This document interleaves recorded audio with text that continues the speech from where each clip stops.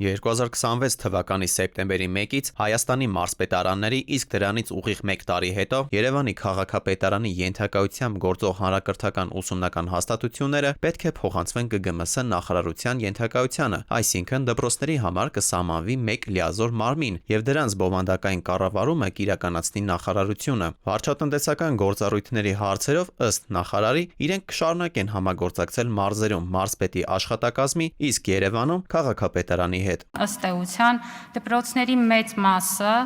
չեն գործում նախարարության լիազորությամբ եւ մենք տեսնում ենք, որ սա նաեւ քաղաքականության միասնական իրականացման տեսանկյունից առաջ է բերում մի շարք խնդիրներ։ Ըստ պաշտոնական աղբյուրների ընդհանուր 1400 դպրոցներից ԿԳՄՍ ենթակայությամբ գործում է շուրջ 130 դպրոց։ Ստացվում է, որ դպրոցների գերակշիռ մասը գործում է կամ մարզպետների աշխատակազմերի ենթակայությամբ, կամ էլ Երևանում քաղաքապետարանի։ Փորձագետները հիմնականում դրական են գնահատում փոփոխությունները, բայց նաև մատնանշում են թերությունները։ Արդեն հաշվի չի առնվի տեղական առանձնահատկությունները։ Կրթական հաստատությունները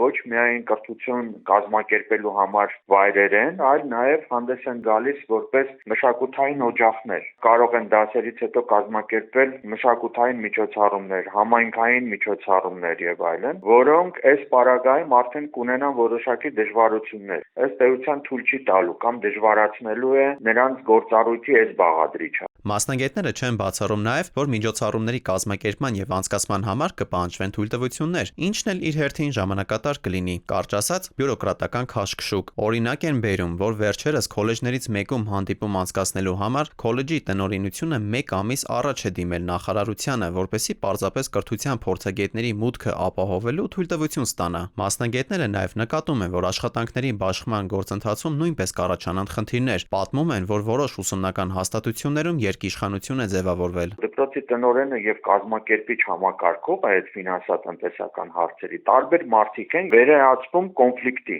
այդպիսի հարաբերությունները։ Մարդիկ կան, որոնք երկար տարիներ ապրել են տվյալ բնակավայրում եւ որոշակի ավանդույթ է ձևավորվել տվյալ կրթական հաստատությունում եւ հիմա նախարարությունից թելադրվելու է միասնական քաղաքականություն, որը երբեմն կարող է հակասել այդ ավանդույթներին։ Հիմա եթե նախարարությունը որոշումներ կայացնի, որտեղից է գտնելու այդպես անաչառ մարդիկ, որոնք դպրոցների կառավարման խնդիրներով զբաղվեն, դա էլ մի քիչ դժվար կլինի, էլի։ Միջազգային փորձը աչքի առաջ մասնագետները համարում են, որ ավագ դպրոցները պետական վերահսկողության տակ պետք է լինեն, իսկ տարրականները թողնվեն համայնքներին։ Կրթության պատասխանատուները պնդում են, որ հանրակրթական համակարգում նախատեսվող կառավարման փոփոխությունը նպատակ ունի միավորել կրթական քաղաքականության իրականացումը 1 լիազոր մարմնի շրջանակում, ապահովելու միասնական մոտեցումներ։ Միաժամանակ փորձագետները զգուշացնում են, կենտրոնացումը կարող է որոշակի ռիսկեր բերել։